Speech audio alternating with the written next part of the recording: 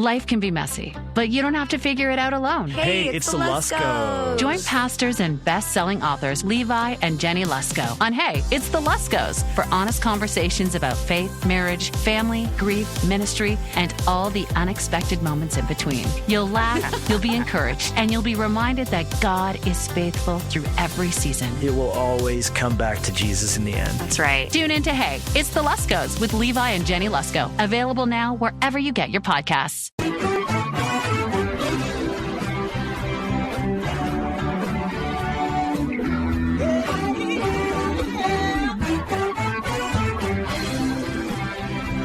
Well, hi, everyone, and welcome to Alzheimer's Speaks Radio. I'm your host, Lori LeBay, and I'm so excited that you're joining us today. We are going to have a fascinating conversation, as usual, as we learn from people all around the world at all ages and stages of life. Stay tuned as we shift our dementia care from crisis to comfort. Here we go. What you think about, you will bring about dementia change. We will. Well, hi, everyone, and welcome to Alzheimer's Speaks. I'm your host, Lori LeBay, and I'm thrilled you can be here with us. We are going to be talking with the Dementia Man, Sam Simon, and his wife, Susan. Sam has been doing incredible work since his diagnosis, and we're going to actually be able to see a short version of his play called Dementia Man as well. This is going to be a really interesting conversation, and I think it's going to intrigue you to want to go to his full formatted play as well. But before I introduce you to Sam and Susan, I always like to just nudge people to go ahead and check out Alzheimer's Speaks. You see, I've lived your journey for 30 years with my mom and now another loved one. And we have a ton of free educational resources in all different kinds of formats. So I'm sure you'll be able to find something to meet your needs. We also have our sister company, Dementia Map, which is a resource directory that you can go ahead and check out. Both are free, neither require you to, make an account or anything. So you're kept private, which I know is very important. And last, I just want to give a shout out to Q for Good. They're my webmaster, and I adore them. And I know there's a lot of people out there frustrated with the people they're using for their technology. So check them out. They communicate wonderfully. They meet their deadlines, and they're economical to deal with to boot. So with no further ado, let's go ahead and meet Sam and Susan. Well, Sam and Susan, I'm so excited to have you with us today. You have just such an exceptional story that people really need to hear from the two of you. So first of all, thanks so much for taking time out of the day to be with us. I really, really appreciate that so much. Well, thank you for having and doing this. And of course, we've been together before, and I'm so appreciate your work in this field. Well, thank you. Now, I always like to have you guys introduce yourselves because you can do a much better job. So, Sam, I'm going to have you go first and, give our audience a little background on yourself. Oh, let's see. I'm Sam Simon, also known as a troublemaker. Right. That's the theme of my work, but I was born in El Paso, Texas. My first job was to go to work for Ralph Nader. It got me on a lot of TV shows then and even later. I was even on the Oprah Winfrey Show once. So that was my career. And in 2000, Susan got sick. And so I'd been this consumer advocate at a public affairs firm. And she had breast cancer, and the doctors had pulled me aside and thought she wasn't going to make it. Then it was my entry into theater, oddly. I'd done a little theatrical improv as a hobby. Somebody had introduced me. I was interested in it. But when that experience was over, and she's an unlikely survivor, done really well, I put that on paper and I created a one-man play called The Actual Dance of How to Get Ready to Hold the Person You Love as she takes, or he, their last breath. And that's what The Actual Dance was about. And I was touring that when all of a sudden I started forgetting things. I started driving the wrong way on one-way streets. I started having these weird experiences in my brain called, it's just in the play, but I would be sitting in some place and all of a sudden just the world, I would not be in this world. I would be floating in outer space looking for the word or the idea, knowing that I'm going to it'll be right there. I'll find it, and then back. And I call it the nothingness place, but it was actually a real phenomena. And so I was already doing theater. I was talking to some folks about not feeling well and having a diagnosis and a mild cognitive impairment. We first saw somebody about it, and they said, put it on paper and put it on stage, write it down. It wasn't logical to me, and I did. And so that's how I came to write the play, We, together. I'll let her tell a little bit about herself. And here's my wife now at 59 years, 11 months and 1 week, Susan Merrill Kalman Simon. Hi, everyone. I met Sam when I was probably originally 16 years old.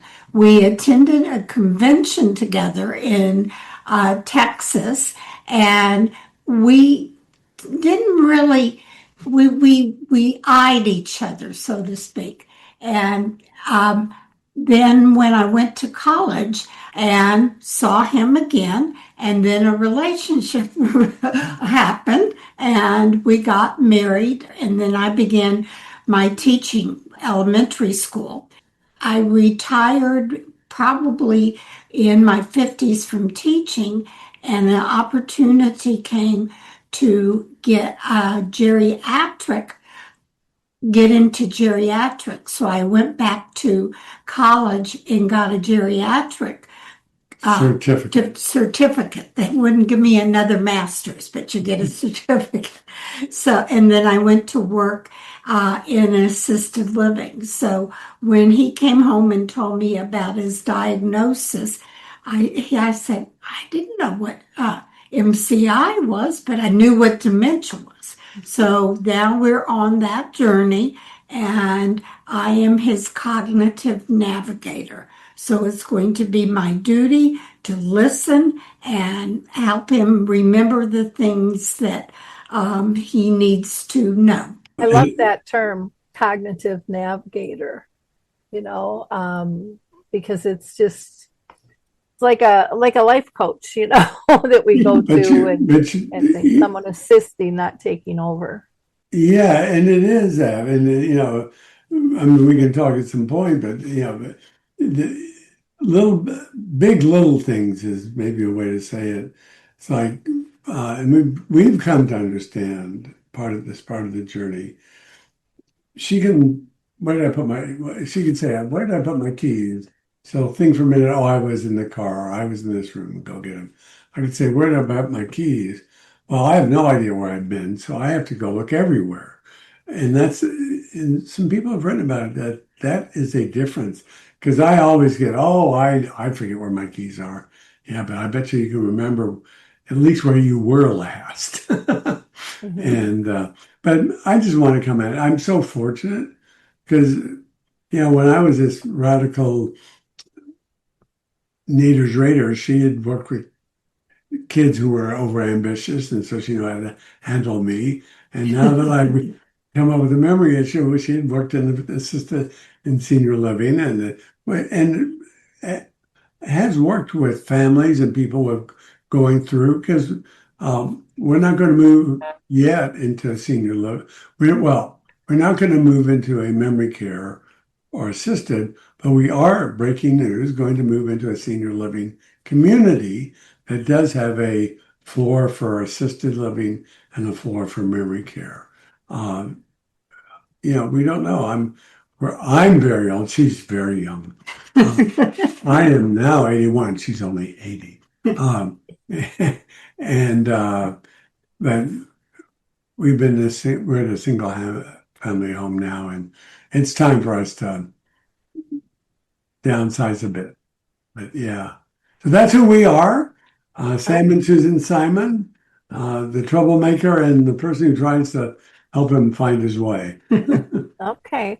Well, one of the things that I wanted to ask you was about your symptoms before you got diagnosed. What did you notice, Sam? And then, Susan, I'm going to ask what you noticed too, because sometimes, we notice different things. Well, it's so interesting because it's hard to know when something's wrong or well, it was hard for me. I mean, I think better to speak in first person, but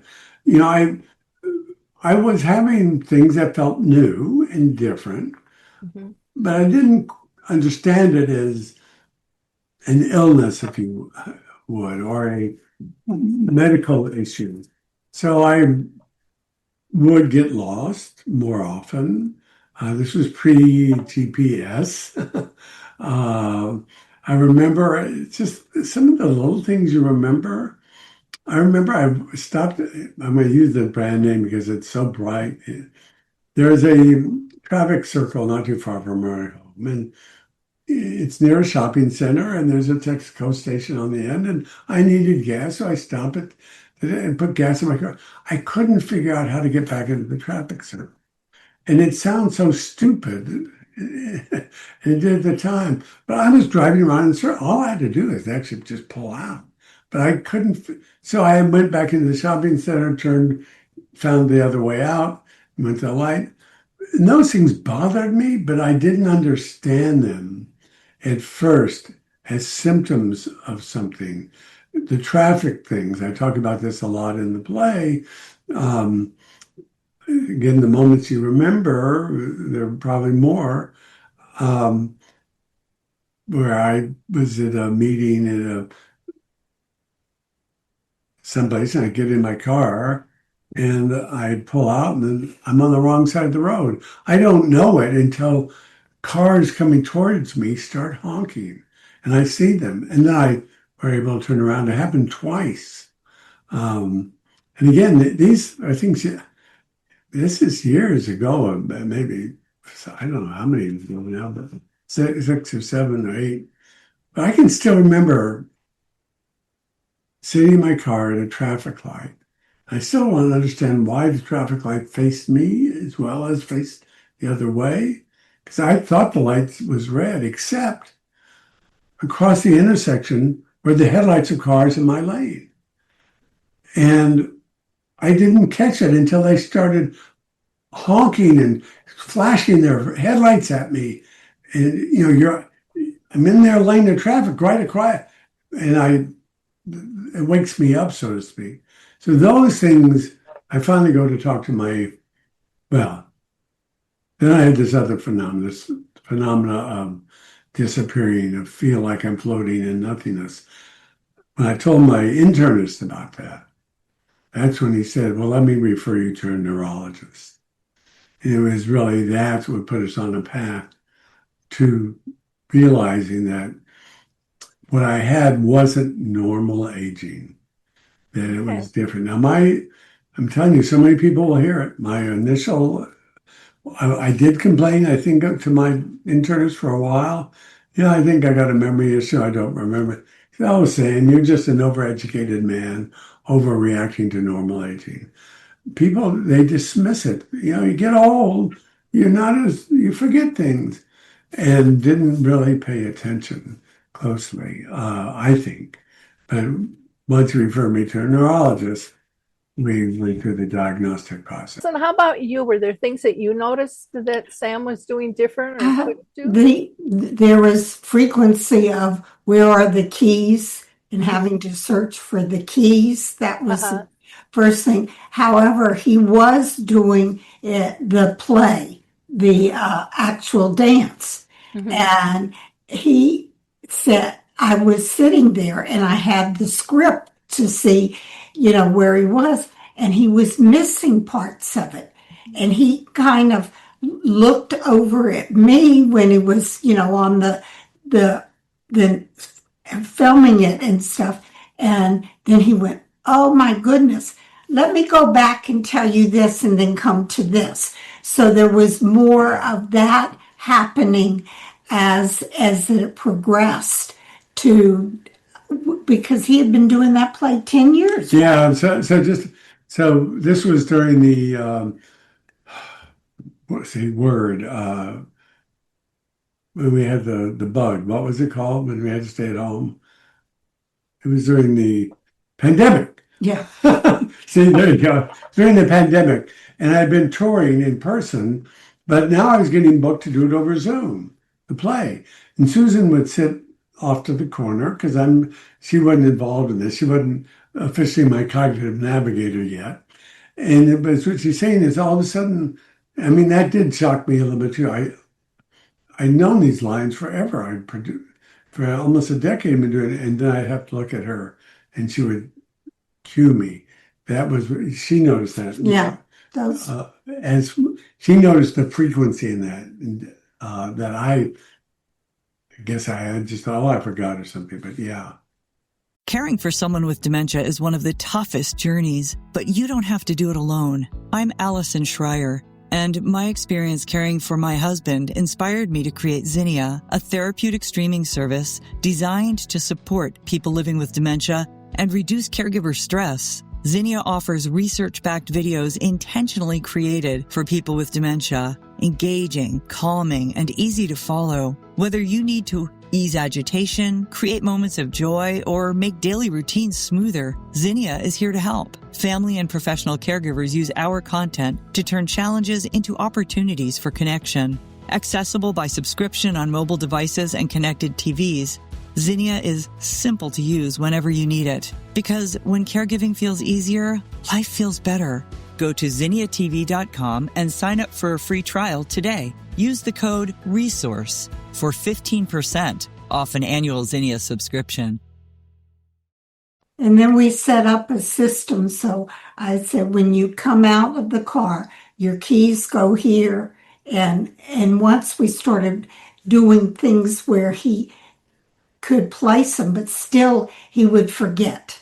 So that was another warning to me that it wasn't just aging again.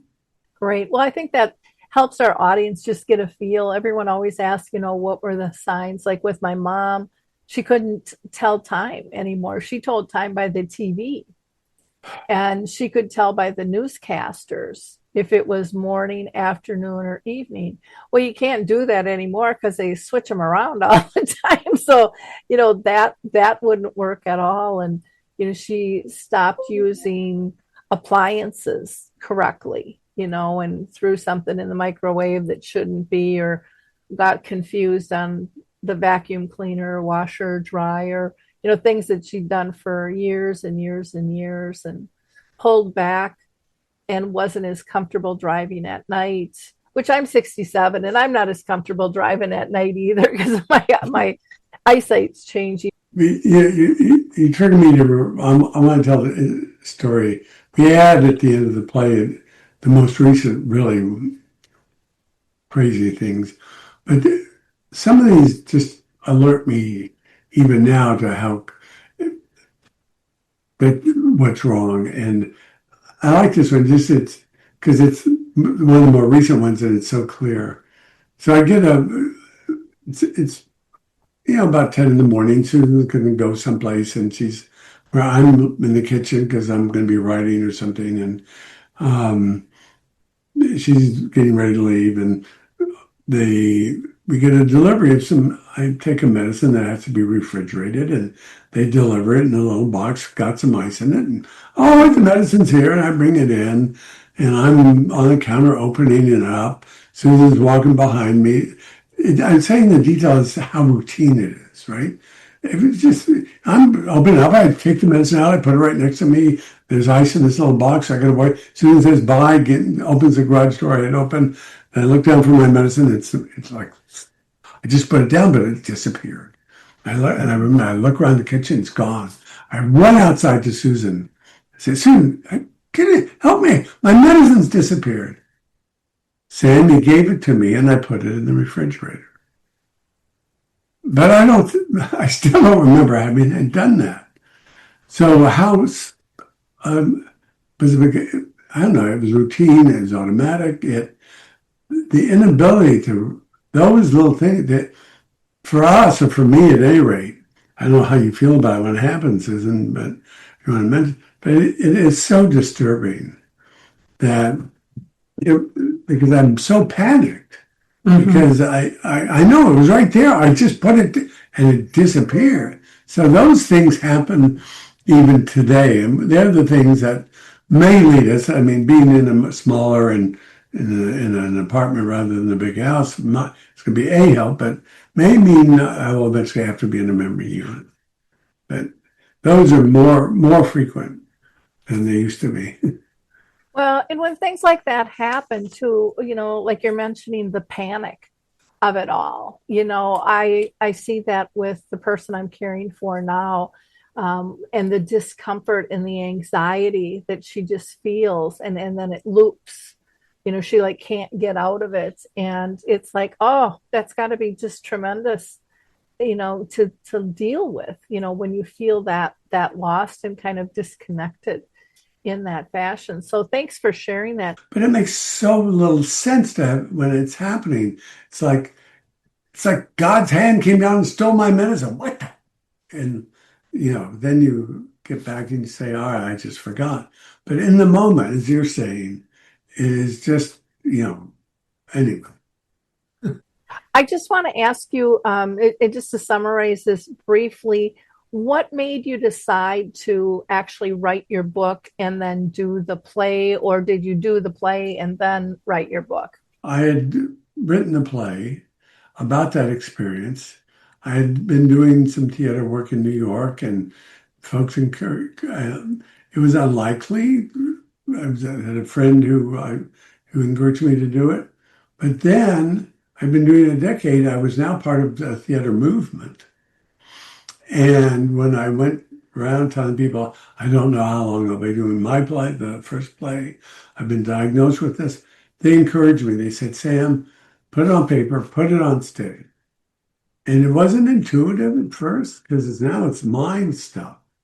But I had a book coach, and I had a dramaturg from my first play, and they encouraged me and had me. There's a process. I call it a dirty letter. But my book coach, that's book coach, reading the play, said, just put it down and let us look at it then. Don't obsess. Don't try to be perfect. Just do it.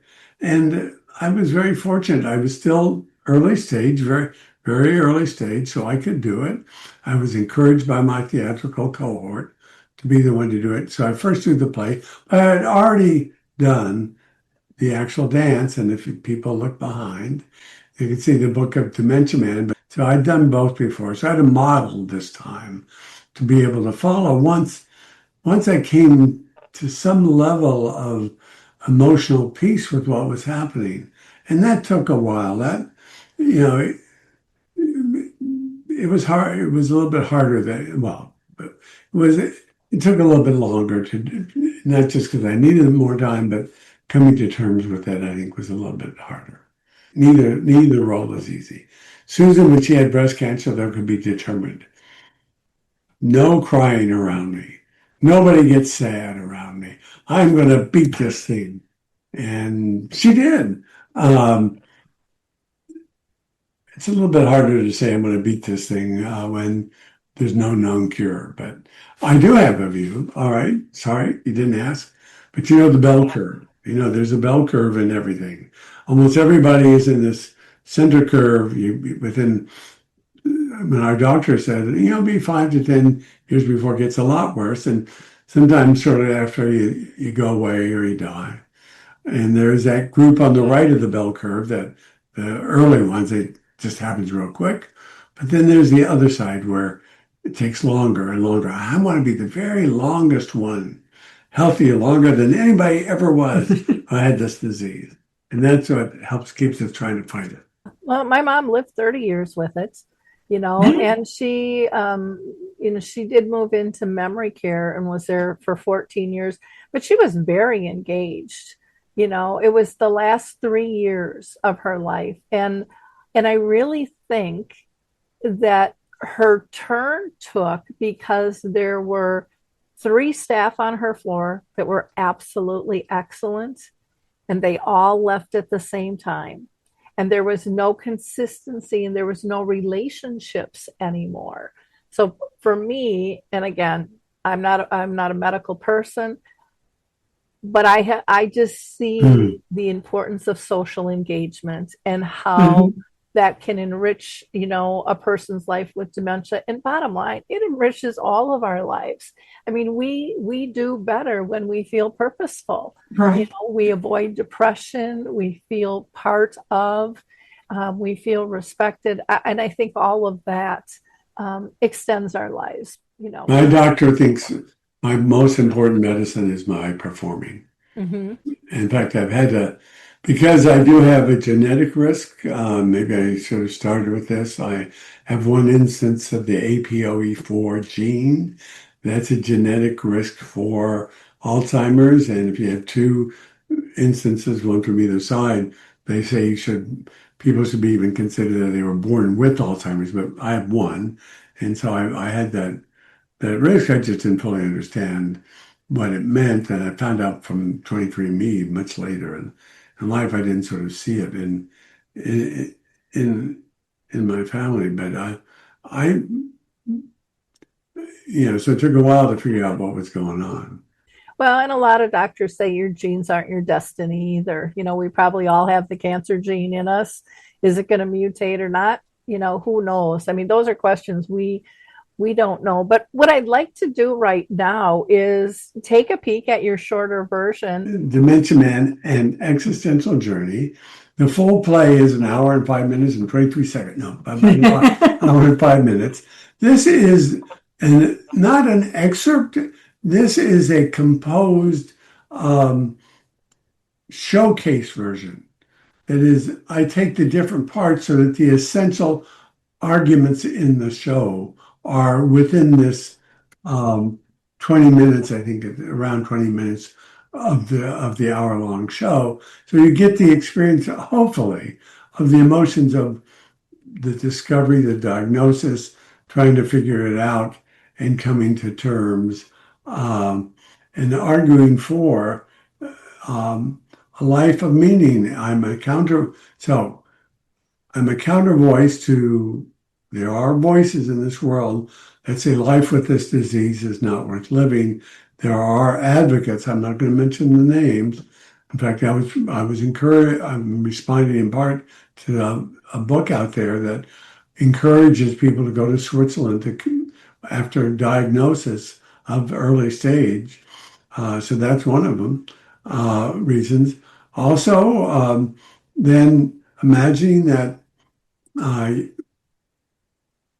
there's another course, laughing a little bit at the medical system, and then the determination to figure out how to live a meaningful life with the disease for as long as we can. So that's sort of the story from, yes, it's serious, and life with the disease is worth living, and we, by living it, can add a positive measure to the world, to the disease, to our families, and we are always, there's the line that says that one day someone else will occupy this body.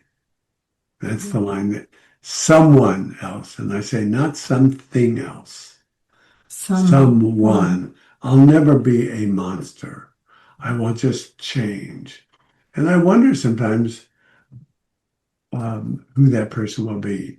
Caring for someone with dementia is one of the toughest journeys, but you don't have to do it alone. I'm Allison Schreier, and my experience caring for my husband inspired me to create Zinnia, a therapeutic streaming service designed to support people living with dementia and reduce caregiver stress. Zinnia offers research-backed videos intentionally created for people with dementia, engaging, calming, and easy to follow. Whether you need to Ease agitation, create moments of joy, or make daily routines smoother, Zinnia is here to help. Family and professional caregivers use our content to turn challenges into opportunities for connection. Accessible by subscription on mobile devices and connected TVs, Zinnia is simple to use whenever you need it. Because when caregiving feels easier, life feels better. Go to zinniatv.com and sign up for a free trial today. Use the code RESOURCE for 15% off an annual Zinnia subscription. Wonderful. Well, thanks for the setup. Let's go ahead and watch the show.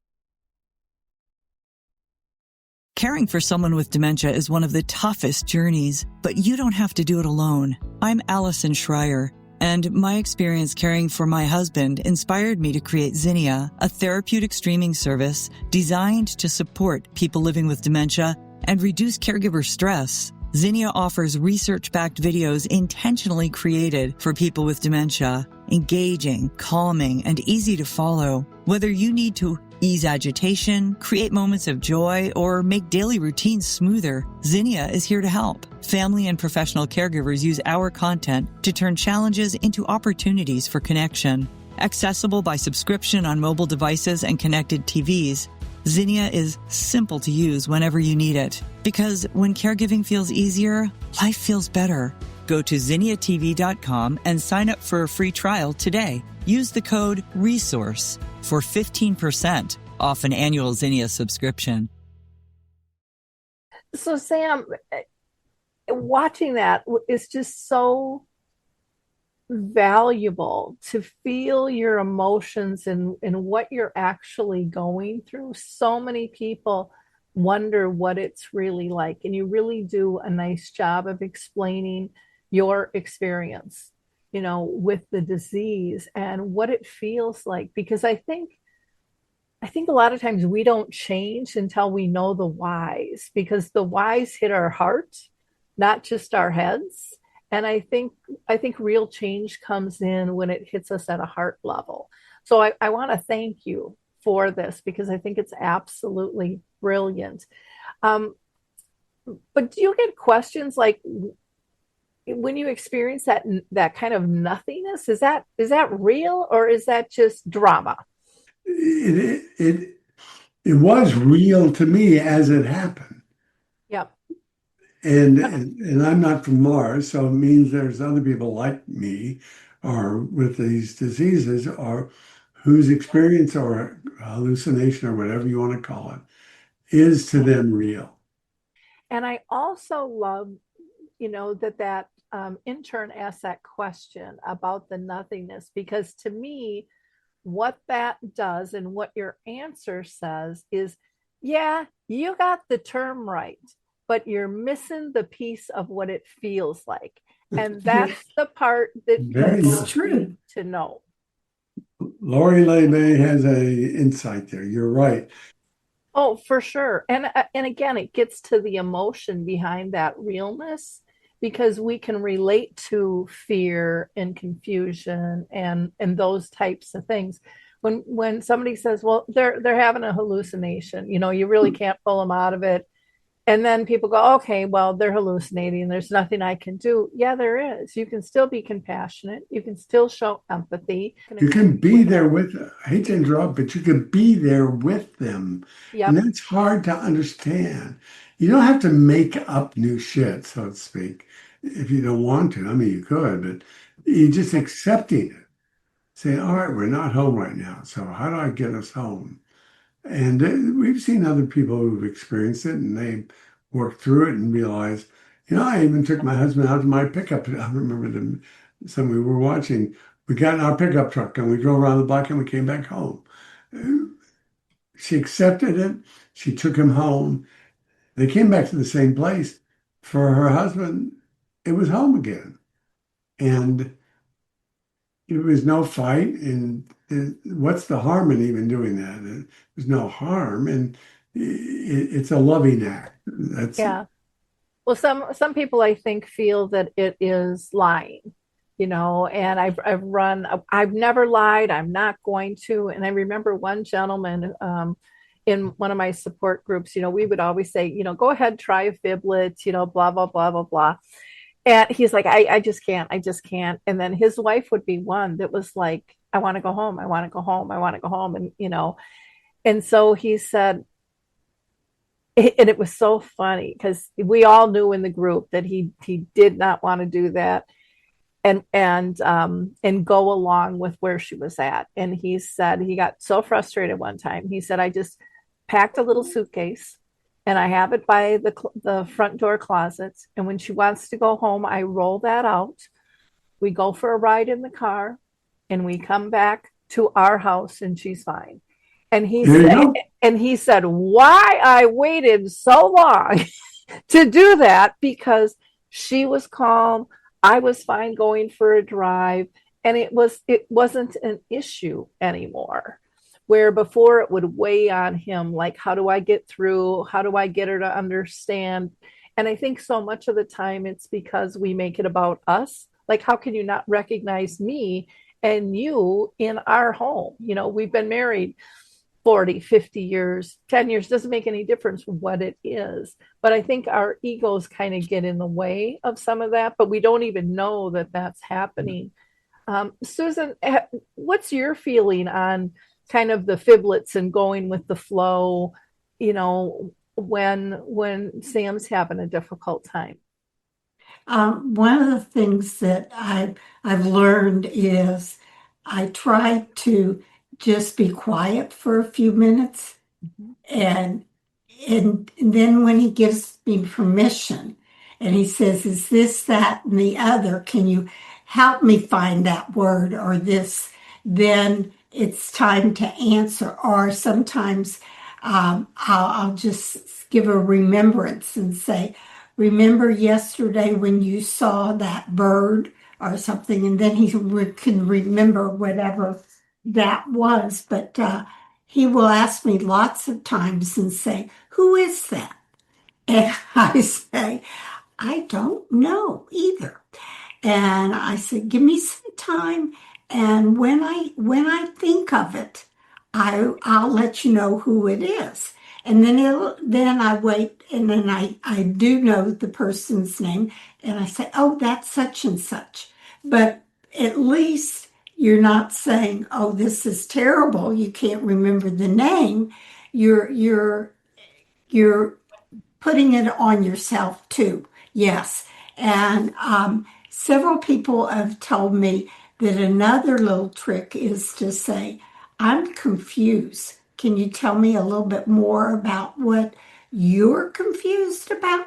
Caring for someone with dementia is one of the toughest journeys, but you don't have to do it alone. I'm Allison Schreier, and my experience caring for my husband inspired me to create Zinnia, a therapeutic streaming service designed to support people living with dementia and reduce caregiver stress. Zinnia offers research-backed videos intentionally created for people with dementia, engaging, calming, and easy to follow. Whether you need to ease agitation, create moments of joy, or make daily routines smoother, Zinnia is here to help. Family and professional caregivers use our content to turn challenges into opportunities for connection. Accessible by subscription on mobile devices and connected TVs, Zinnia is simple to use whenever you need it. Because when caregiving feels easier, life feels better. Go to zinniatv.com and sign up for a free trial today. Use the code RESOURCE for 15% off an annual Zinnia subscription. Yeah, she hasn't pulled that on me yet. Yeah, well, I know. But those are the kind of things that come up when other people have experienced it and will say to you, because if I forget and I do say no, so I have to stop. I'm trying to stop and think about those other ways to how to answer. Yeah, I have a friend who's a trainer, and she uses that a lot. Can you give me more detail? Like, if you're looking for something, what color is it? What size is it? Where have you seen it before? To give her hints when she can't figure out what it is they're trying to say. And, or what does that thing make you feel like? Is it a good feeling or a bad feeling? Or, there's so many different approaches to do this, instead of just jumping to, "Well, what do you mean you don't know?"